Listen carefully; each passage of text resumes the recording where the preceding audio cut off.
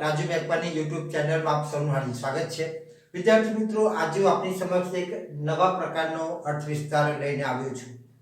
નવા પ્રકારનો મેં એટલા માટે કીધો કે આની અંદર દયા અને દાન આ બાબતની વાત કરવામાં આવી છે। એ પહેલા હું તમને ખાસ જણાવી દઉં કે તમારે જ્યારે અર્થ વિસ્તાર લખવાનો થાય ત્યારે સૌપ્રથમ તમારી કાવ્યની પંક્તિ લખવાની છે। ત્યારબાદ પંક્તિમાંથી આપણને પ્રાપ્ત થતો સામાન્ય અર્થ, એ સામાન્ય અર્થ તમારે 3 કે 4 લીટીમાં લખવાનો હોય અને એની સમજૂતી તમારે નીચે વિસ્તારથી નવા પેરેગ્રાફ પાડીને લખવાની હોય। ત્યારબાદ આ પંક્તિમાંથી આપણને કયા પ્રકારનો બોધ પ્રાપ્ત થાય છે એ તમારે 3 કે 4 લીટીમાં લખવાનું હોય છે। બીજી બાબત તમને જાણી દઉં કે અહીંયા જે મેં તમને સમજાવવા માટે અહીંયા આ રીતનું લખાણ કર્યું છે, એવું લખાણ તમારે પરીક્ષામાં લખવાનું હોતું નથી।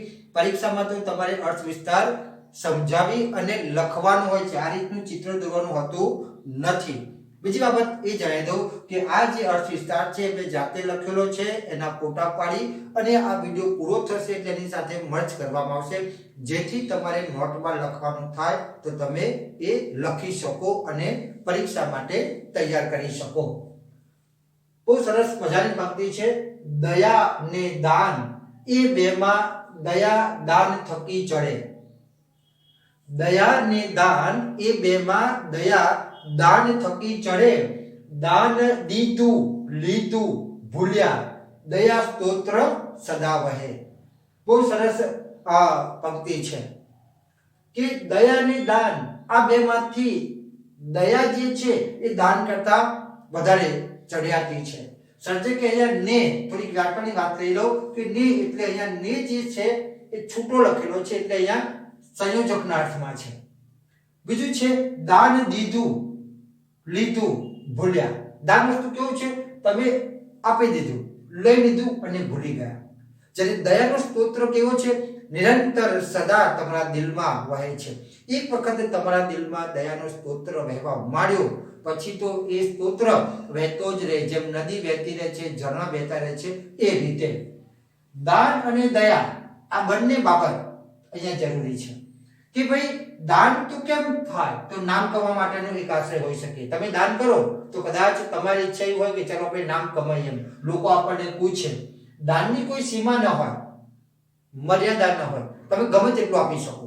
એની તુલનામાં કે સરખામણીમાં જોઈએ તો દયા એ કેવું છે, અમાપ છે, અસીમ છે, અગાધ છે, ચડિયાતી છે દાનના કરતા। કેમ તો કે ભાઈ દાનના કરતા ચડિયાતી એટલા માટે છે કે દાન જે છે એ ભૂલી જવાય છે। અહીં લખ્યું છે દીધું લીધું ભૂલ્યા। જ્યારે દયા જે છે એકવાર જાગે એટલે દયાનું ઝરણું છે સદાકાળ માટે વહેતું રહે છે।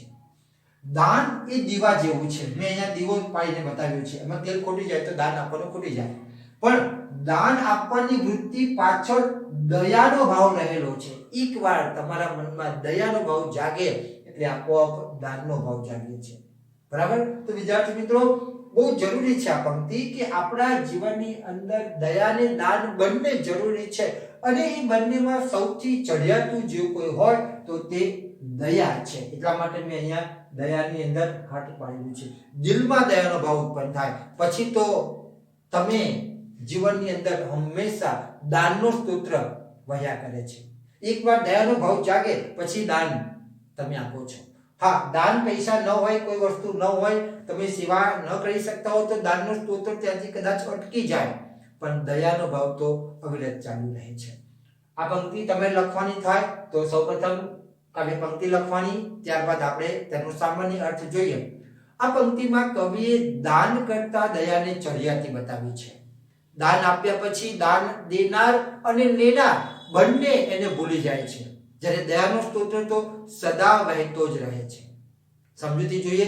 પ્રસ્તુત મુક્તકની અંદર દયા અને દાન એ બેમાં એ બે ની અંદર ચડિયાતું કોણ છે તે, આમ તો એ ભાવવાચક શબ્દોની એક વ્યંજના છે, એમ એની મહત્તા કે એની સરખામણીનો સૂર અભિવ્યક્ત કાવ્ય પંક્તિમાં થયો છે। હકીકતમાં તો કોઈના પર દયા કરવી અને કોઈને દાન આપવું આ બંને પ્રવૃત્તિઓ આવકારદાયક છે અને પ્રશંસનીય છે, વખાણવા યોગ્ય છે। પરંતુ જ્યારે દાન અને દયા એ બેની વચ્ચે દાન કરતા દયા ચડી જાય છે એવું આપણને કવિ જણાવે છે. દાનમાં તો લિયા દિયા और भूल गया, दान तो लिया दिया और भूल गया એવી એમાં ક્ષણભંગુરતા રહેલી છે અને એ એક જ ઝટકે પરિપૂર્ણ થઈ જાય છે. ક્યારેક દાન પાછળ વ્યક્તિનું નામ કમાવાનો પણ આશ્રય હોઈ શકે, સમાજમાં પ્રતિષ્ઠા કે પ્રસિદ્ધતા મેળવવાનો પણ છુપો પ્રગટ કે મોહ દેખાતો હોય, પરંતુ દયારૂપી ઝરણું એક વખત જો માનવીના દિલમાં માનવીના હૃદયમાં વહેવા માંડે ને એ પછી અખૂટ અને અસ્ખલિત પ્રણય એમ બસ વહ્યા જ કરે, વહ્યા જ કરે, વહ્યા જ કરે. દયાનો નિર્મળ પ્રવાહ નથી લુપ્ત થતો કે નથી સુકાઈ જતો. દાનને તો કોઈક હદ હોય, કોઈક સીમા કે મર્યાદા હોય, પરંતુ દયા તો કેવી છે? અમાપ છે, અસીમ છે, અગાધ છે. એને રૂપિયા કે પૈસામાં જોખી ન શકાય અને મીટર કે સેન્ટીમીટરમાં પણ ન માપી શકાય.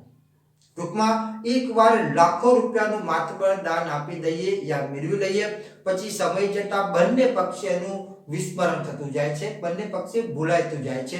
જ્યારે અખંડિત અને અતૂટપણે સદાય વહ્યા કરતા દાનના પ્રવાહ કરતા અનેક ગણો ચડિયાતો છે દયાનો પ્રવાહ. અને છેલ્લે જરા વધારે ઊંડાણથી આપણે આ પંક્તિ વિશે વિચાર કરીએ તો એમ કહી શકાય કે દાન આપવાની વૃત્તિ પાછળ પણ મોટા ભાગે તો દયા ભાવ જ કામ કરતો હોય છે. તમારા મનમાં દાન આપવાની વૃત્તિ ત્યારે જ જન્મે કે જ્યારે તમારા દિલમાં, તમારા મનમાં દયાનો ભાવ આવે. આ પંક્તિમાંથી આપણને બોધ્ય પ્રાપ્ત થાય છે કે દયાનો ગુણ કેળવવા અને વ્યવહારમાં તેનો અમલ કરવાની ભલામણ સર્જક આપણને કરે છે. તો વિદ્યાર્થી મિત્રો, આશા રાખું છું કે આ અર્થવિસ્તારની પંક્તિમાં આપને પૂરેપૂરો ખ્યાલ આવી ગયો હશે. પરીક્ષામાં અર્થવિસ્તાર પૂછાય તો તમારે ચેકચાક વગર, જોડણીની ભૂલ વગર અને સુવાચ્ય અક્ષરો તમે અર્થવિસ્તાર લખો તો માનું છું કે તમને પૂરેપૂરા માર્ક્સ મળે. તો વિદ્યાર્થી મિત્રો, અહીંયા આ અર્થવિસ્તાર પૂર્ણ કરીએ છીએ. ફરી વખત નવા ટોપિક સાથે મળીશું. જ્યાં સુધી આપની રજા લો. આપનો આભાર.